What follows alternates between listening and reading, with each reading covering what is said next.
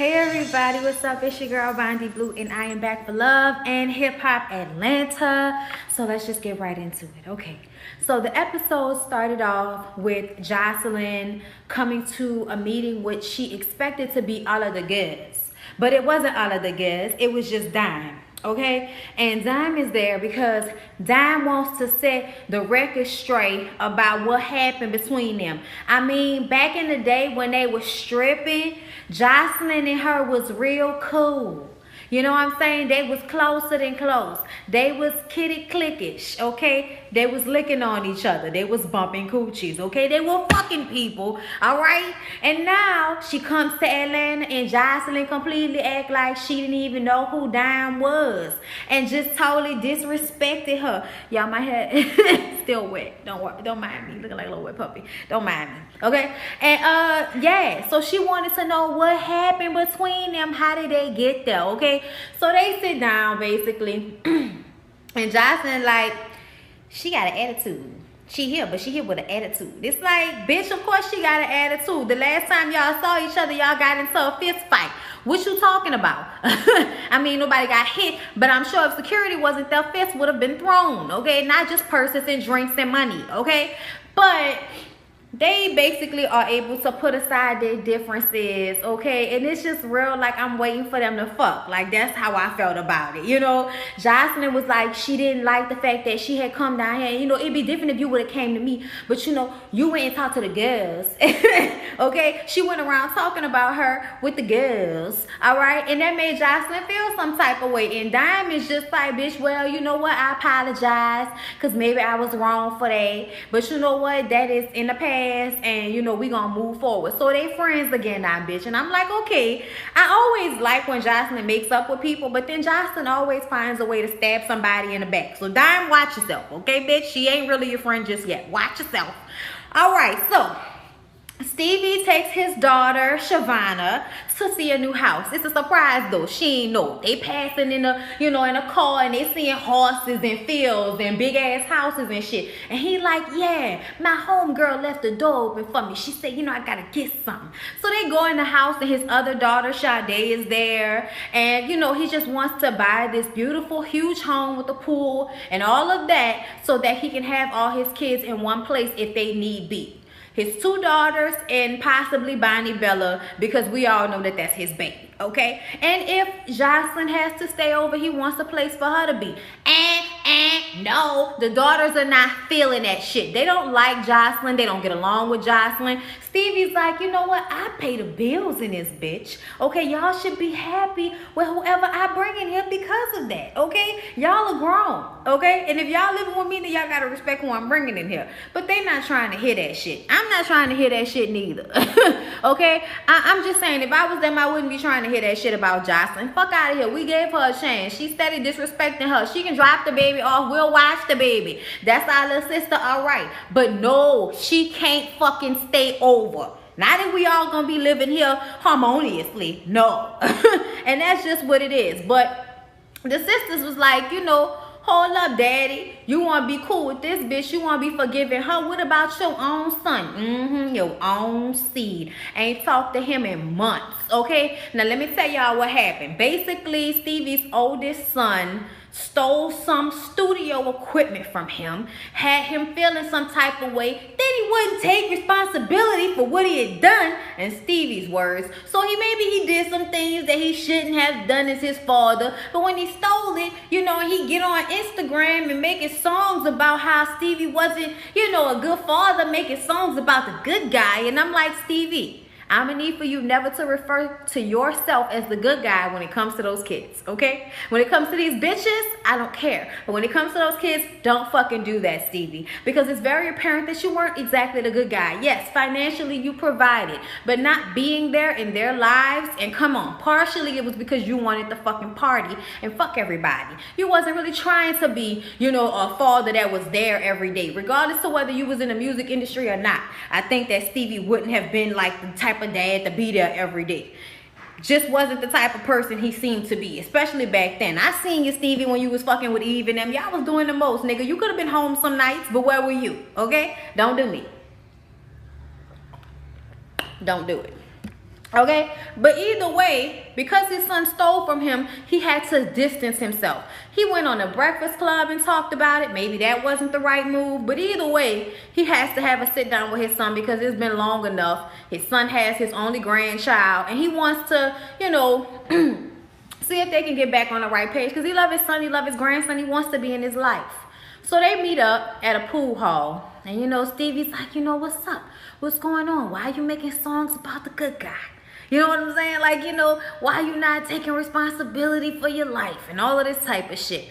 And the son is like very respectful and basically says that he's there to make up with his father, but he wants it to be known that his daddy wasn't there. There were things that he had to teach himself because Stevie was doing whatever Stevie was doing. And yeah, he respects him for providing for him and not leaving him destitute, but at the same time, he didn't have a father growing up like he should have had. And that's that. And Stevie realizes that he can't really feel any type of way about that because it's the truth, and he should have been there, and money isn't enough. And I know a lot of fathers think that, but no, your kids need to feel a relationship with you. They need to feel that you're there for them, and that doesn't just mean there financially. That means that you're there to protect them on a daily basis, if not as much as you possibly can. You know what I'm saying? So I think now Stevie realizes that, and that makes it easier for him and his son to just forgive each other. And his son also apologizes for what he did, you know, basically stealing from his daddy. But I mean, Lyric bust out laughing when he heard that shit because he was like, nigga, I'm stealing from my daddy. Yeah, you my daddy. I'm taking this. You gonna see me take it, okay? Like, who don't take shit from their daddy? And I'm like, yeah, I used to steal my daddy shit all the time.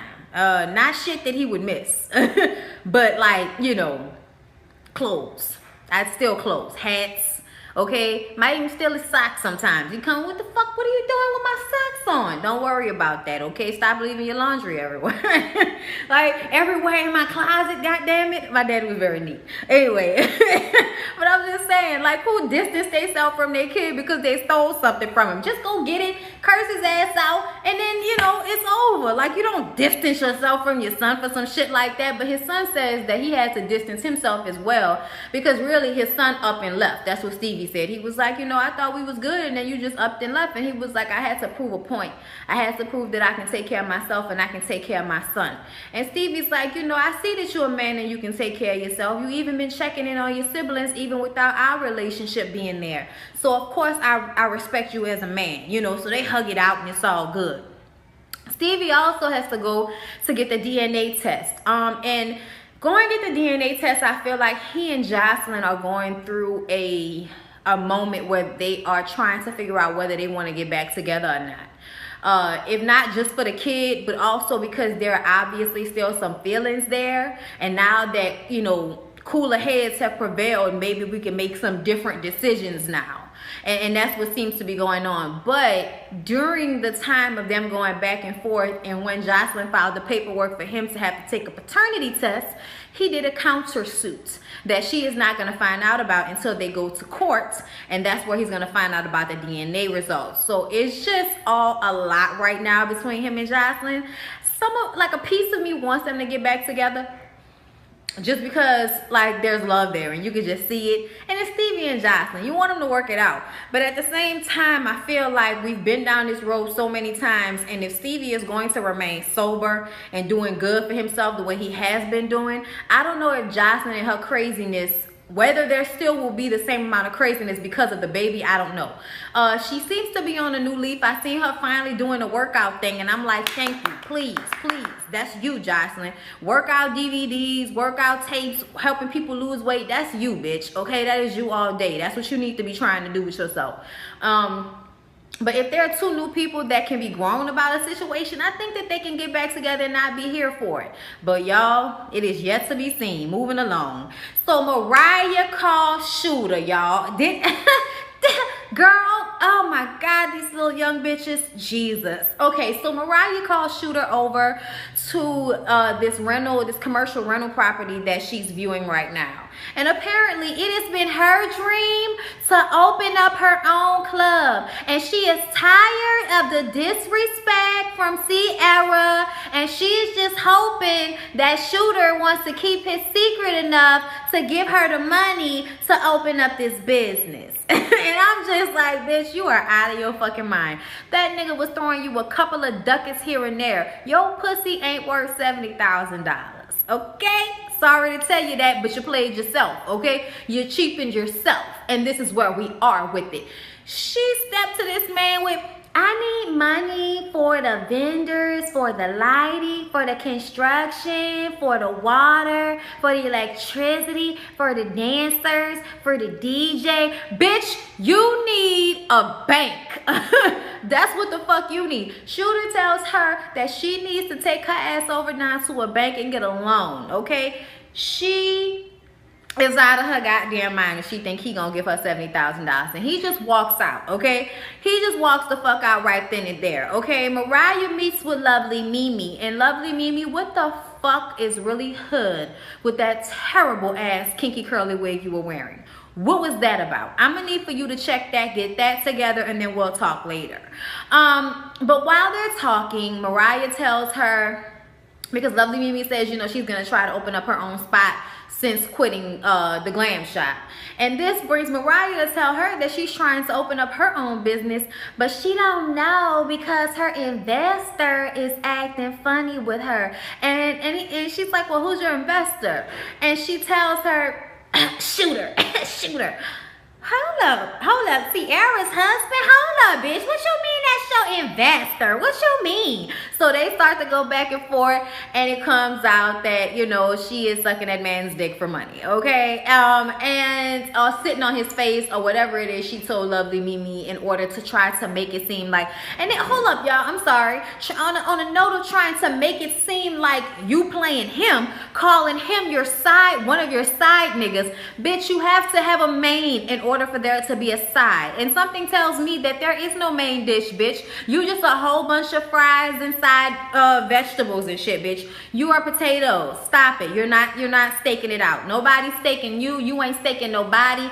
No, there ain't no main course going on with you, Mariah. And that's the fucking problem. Okay, bitch? Up your game, okay? And what I mean by up your game is stop trying to extort niggas for money for keeping y'all affair private. If you're really trying to extort somebody, you need to go to Washington, D.C., get you a better weave, a better vocabulary, and extort some motherfuckers that got hundreds of thousands of dollars to give your ass for secrets, okay? You trying to be an upscale prostitute, you need to go to D.C. and holler at one of the madams. I don't know what the fuck you doing in Atlanta trying to fuck with married niggas who, you know, used to be in the music industry and wife own a business. I don't know what the fuck is really hood with that shit. But to me, it looked like he probably was giving you money out of Sierra's pocket more than out of his. And that right there is some bullshit, okay? And Sierra, oh my God, security should have let Sierra get to you, Mariah, because the pure gall of you, bitch. The pure gall of you, okay? Like, I could not believe that little bitch. I would have,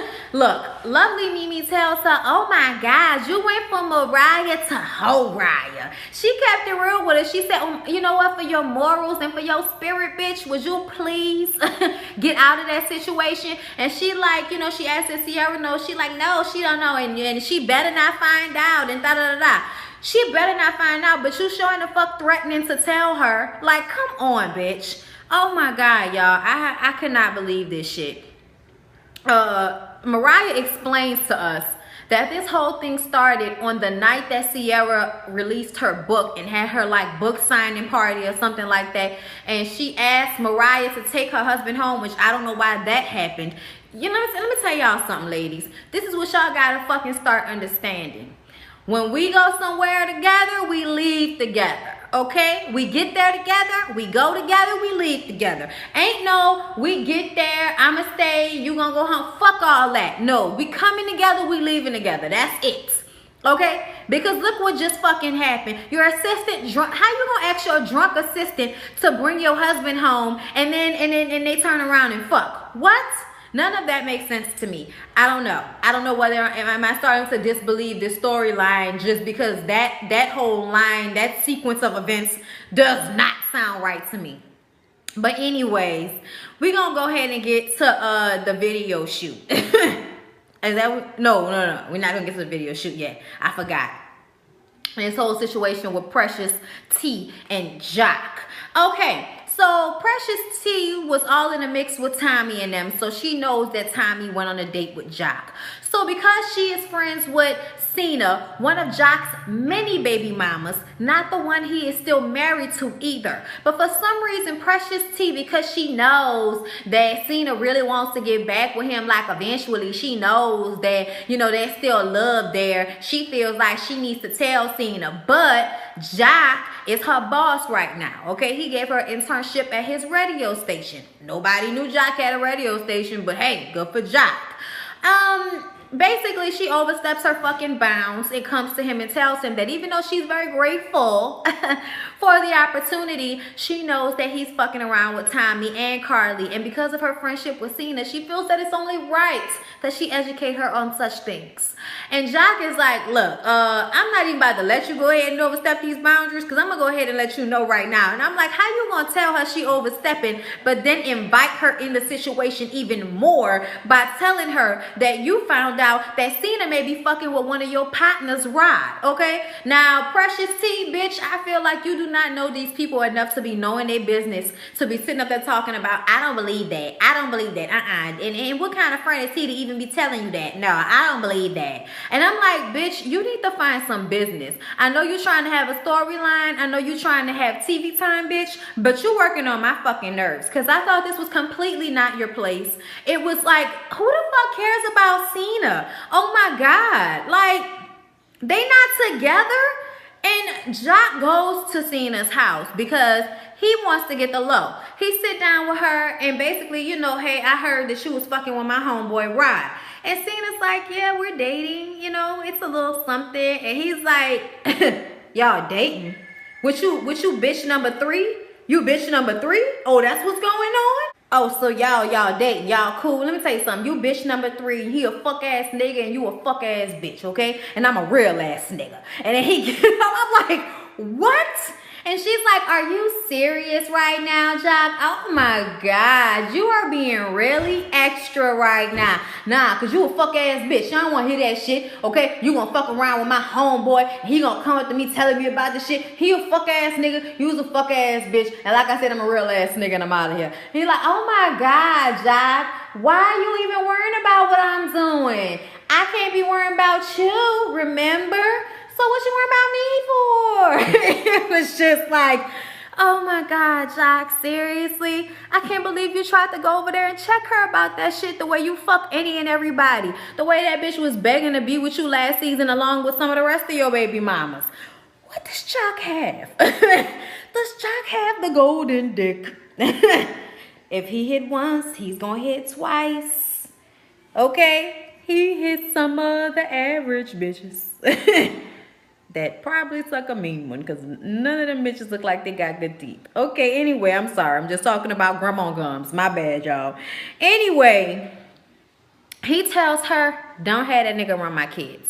That's all I know. Hitting the baby all hard and shit. Nah, don't bring that nigga around my kids. That's all I know.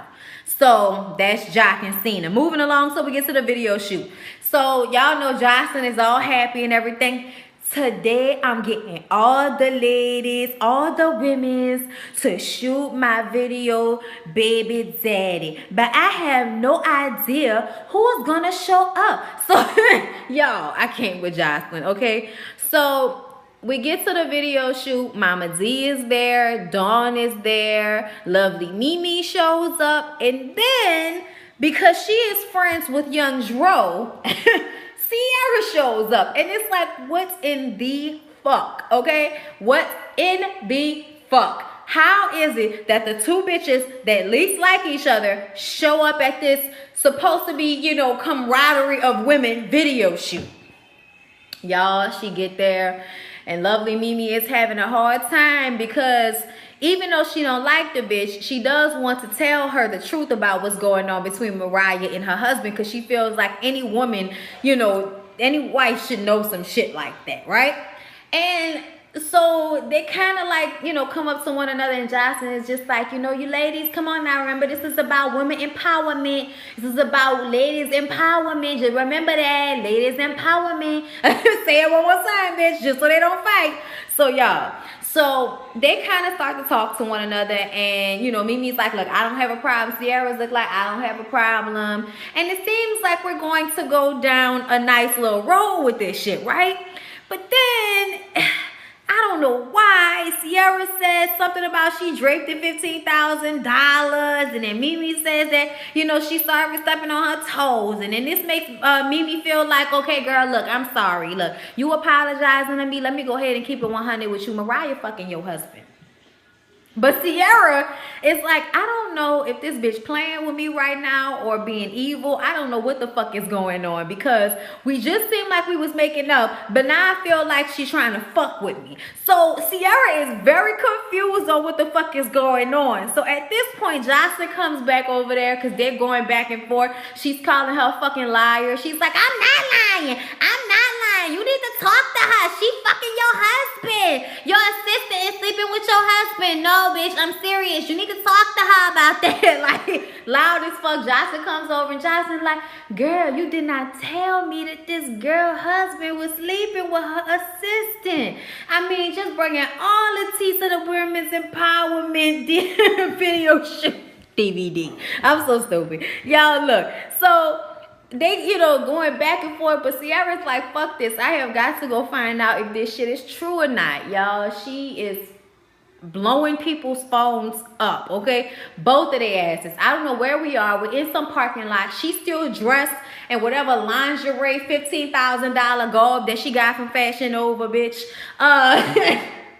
Look, she all dressed in this garb, right? And I'm skipping a part. I'm gonna go back because Dime came and, I'm gonna just say it now. Fuck it.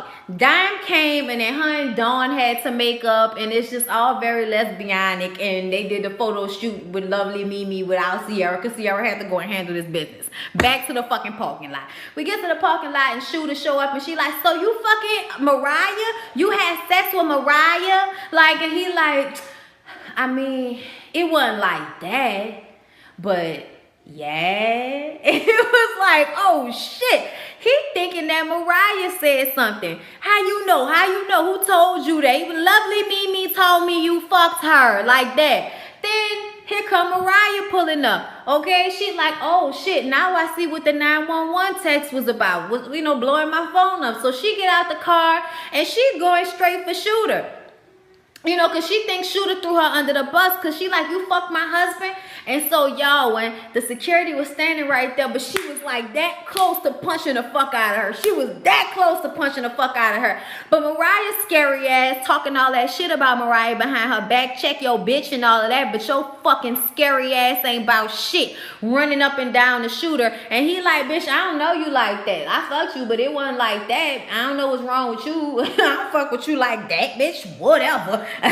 He was completely sidestepping her ass, and she getting mad and shit. And then when Sierra leaves, because Sierra's like, you know what, y'all arguing back and forth, but what the fuck have y'all done to me? Like, that's what made me mad. I felt like Shooter wasn't sorry enough to Sierra. I feel like she should divorce the fuck out of his ass, because he did not seem sorry enough that she just found that shit out like that. He was just standing there like a fucking asshole instead of leaving with his wife or trying to run behind his wife, standing up there arguing with her, talking about, bitch, you the one opened up your mouth and told lovely Mimi. Yeah, bitch, it was you. So what I told lovely Mimi? I hate you. Girl, bitch, this is not Yvette and Jody. You fucked a married man. You tried to extort him. You got played. I hope you saved that money. Talking about all that money went in my savings account. Bitch, good for you. Good for you. Now you can try to find somebody else. But since you just did this shit on national television, I'm sure the next nigga gonna be a little bit more cautious about giving all them ducats to your ass. Bitch, look, real bitches, I'm gonna tell y'all what real bitches do. That's why I always respect a bitch that just go after a rich nigga instead of trying to, you know, get somebody else's husband that just so happens to be a rich nigga. And Shooter ain't even rich, okay? He already told you he ain't got the money like that, bitch. You played yourself. Okay, and I hope this is a lesson for all you side hoes, okay? Lesson, learn from it. Learn from it, people, learn from it. Nothing good can come to you when you set out to do shit like that. That's bad fucking karma. And whether you get played on national television or get played on a personal level, bitch, your feelings still gonna get hurt. And you're still not gonna be the wife. All right? And if you do become the wife, 9 times out of 10, he gonna leave you for another bitch or cheat on you with another bitch because that's that karma, bitch. You don't never get them like that and get to keep them and everything be all good. It don't work like that, little young ass bitch. Huh. Anyway, you guys, that was basically everything that happened on Love and Hip Hop Atlanta. Please don't forget to like, comment, and subscribe. I love you. I fuck with you. Don't forget to come back for Rebel tomorrow. Love y'all. On my mama, on my hood, I look fly, I look good. Touch my